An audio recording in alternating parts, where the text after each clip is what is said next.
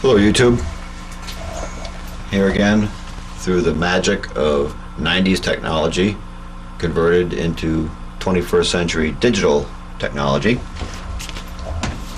I just picked up a new camera today, last week. This is an Argus Autronic 1. Came with very nice hard case. Of course, it's got crap all over it. Nice hard case. This was produced in the very early 60s, and the only thing that really makes this camera remarkable is that it's yet another camera that was used by a man named Willis at Dealey Plaza on the day that JFK was assassinated, and took a few relatively famous photographs with it.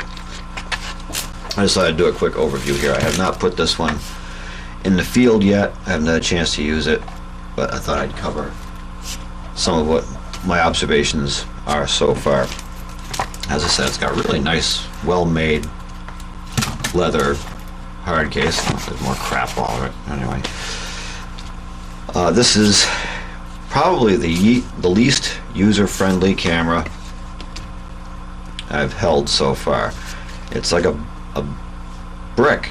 It takes a lot from the Argus C3, which is this weapon club looking thing here, and is not a whole lot different in design. It's very heavy. It's heavy for its size. It's big.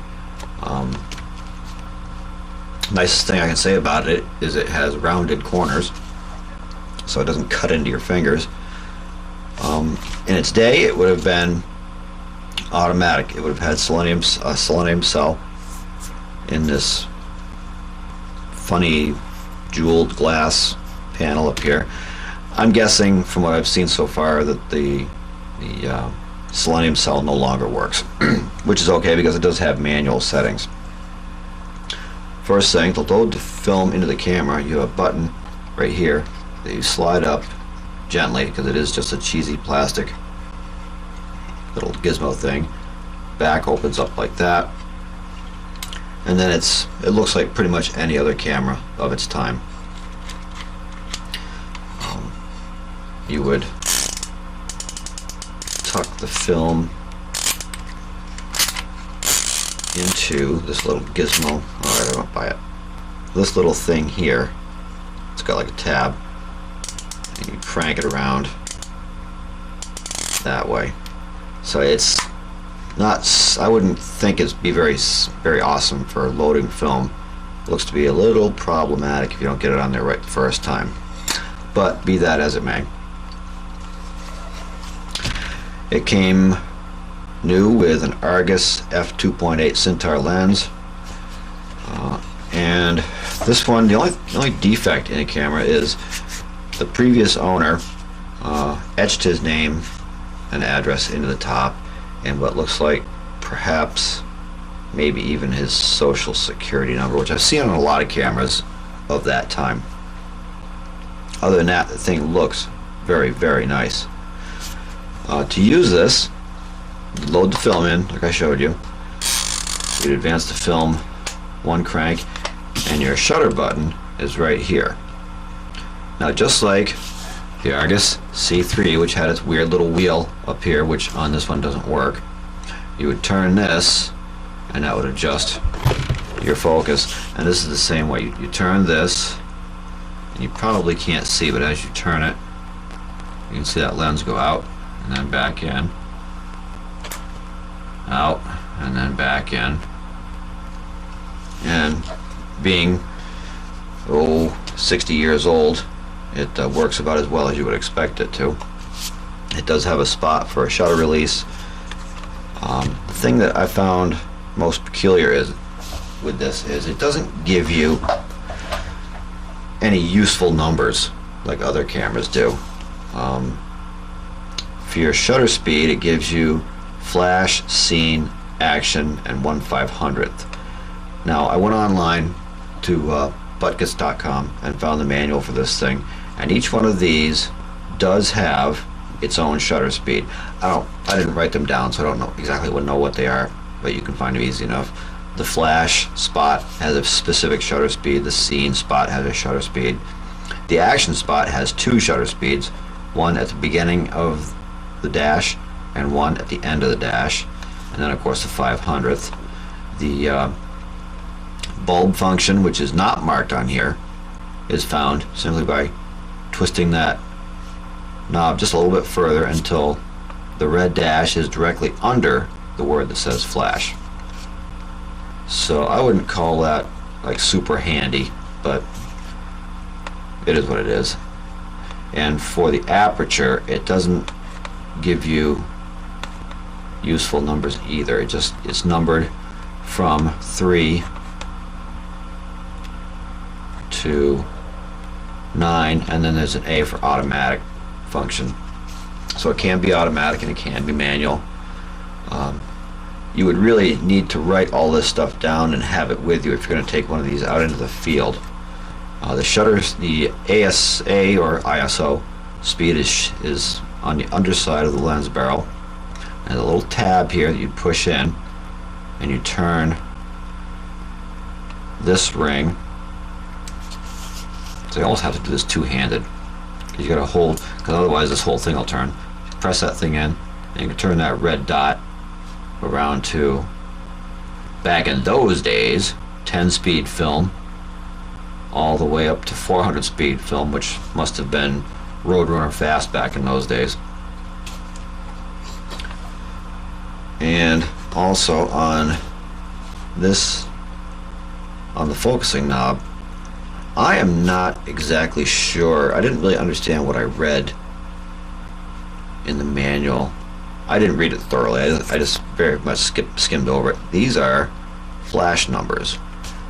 Now or flash finder numbers. I didn't care enough to really read into that to see what these are and what they mean. But they all have something to do with using the flash, which is a bulb flash on this camera.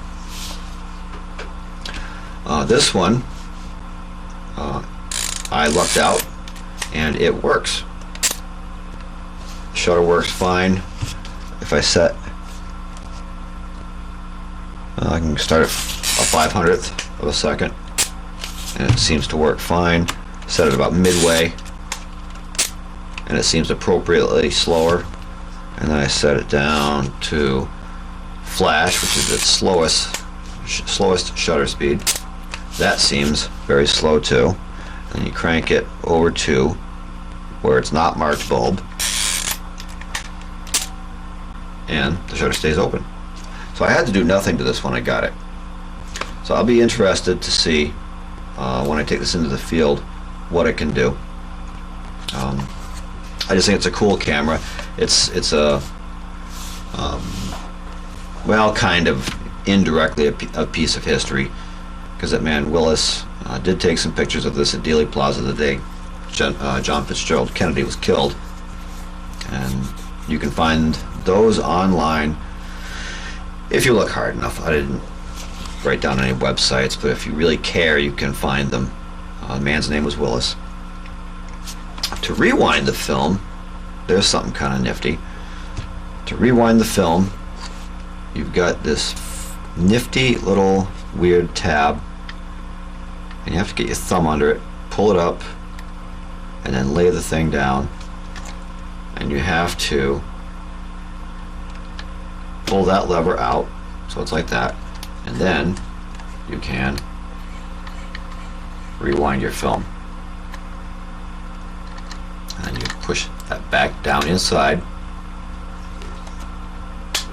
put that lever back up, and then you can reload another roll of film into it,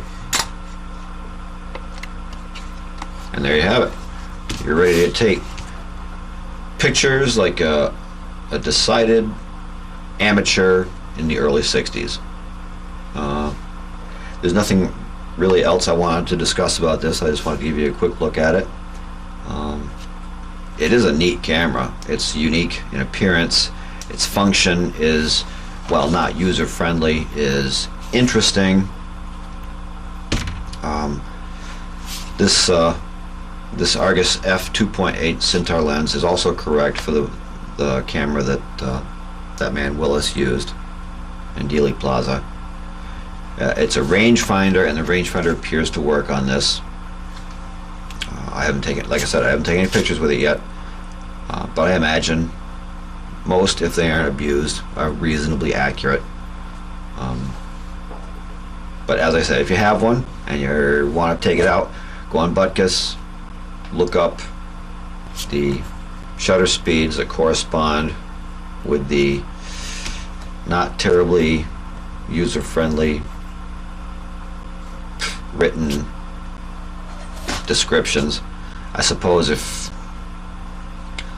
you really were adept at these things, you could probably figure it out for yourself. The aperture thing would get me the most, being numbered. They must be they don't appear to be, oh, what are those things called? Not flash numbers. Oh, I forgot. I can't think of it now. There's another term, exposure value. They don't appear to be exposure value numbers. They don't seem numbered properly. They could be. I don't know. Bottom line was, I wanted to show this to you. I think it's very cool. I just got it, and I'm looking forward to taking it in the field. So until next time, bye.